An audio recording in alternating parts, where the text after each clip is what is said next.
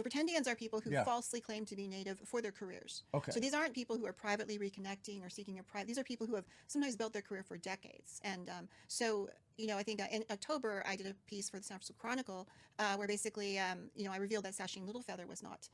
She claimed to be White Mountain Apache and Yaqui later. And so, I was contacted by her sisters, and we'd already done her tree and everything. So we presented the evidence, which showed that her family had no ties whatsoever to the White Mountain. Okay. So let's slow it down here. So I just want to make sure I'm absolutely clear, because I know some people are going to be watching this and they're going to be like, that's just too crazy.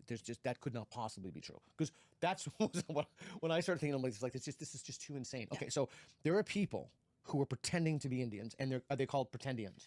So the term Pretendian is a term that I sort of repurposed for a specific type, which is where they're monetarily for their careers, like they're putting it on their resume, right?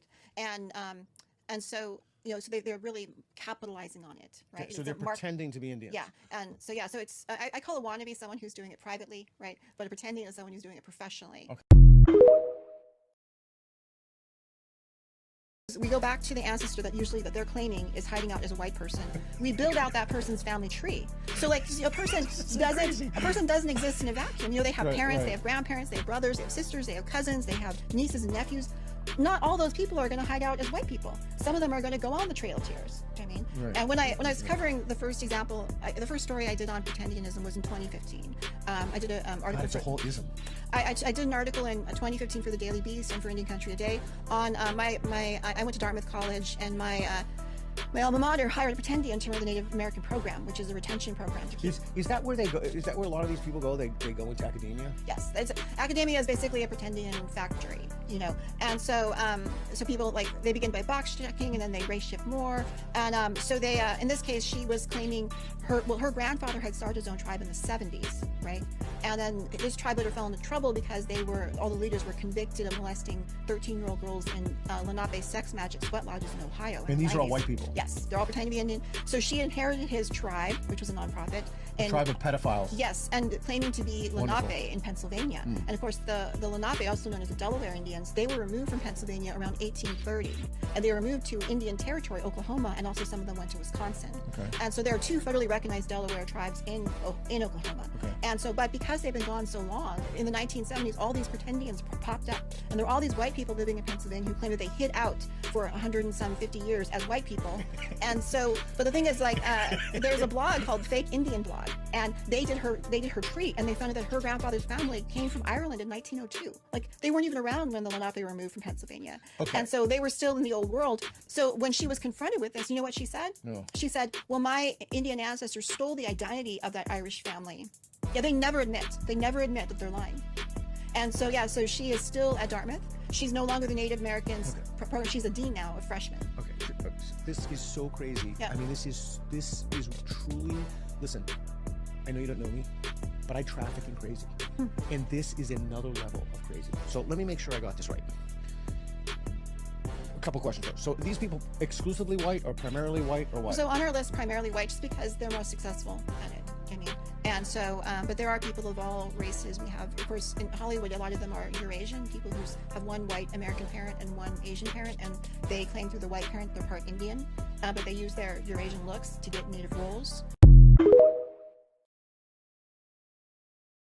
French Protestant. I don't market myself as a French Huguenot. Do you mean?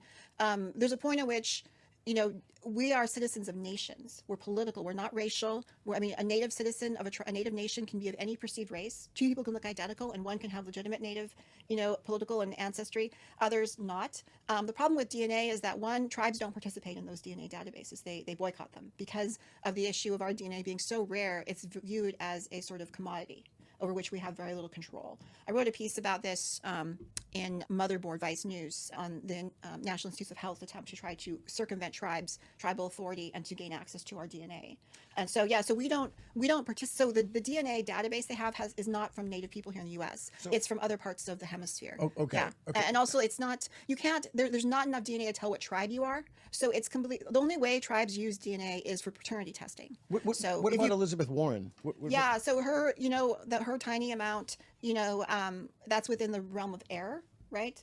And also, there's also the problem where you may actually be sharing DNA with other people who think they're Native, right? Because some of this DNA is self-reported, right? So someone thinks they're Indian, and so then you're matching yourself to their DNA. Well, what if they're a white person? You're just matching yourself to another white. It's not very scientific. And in that particular DNA database she was looking at, all of that native DNA came from Central and South America, So not from the United States. So just to be clear, and then I want to bring it back. So Elizabeth Warren, would you consider her to be a Native American?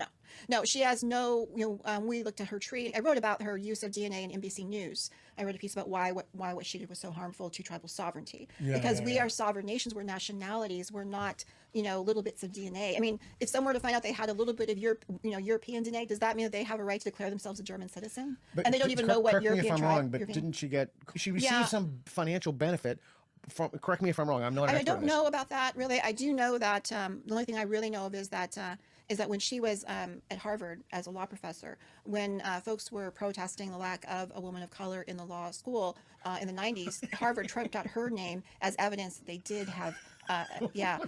So she was used in that way by the I don't know if university. she was used, but Yeah, I guess she was in a sense, so that but... Harvard could kind of like not have to do anything. Okay.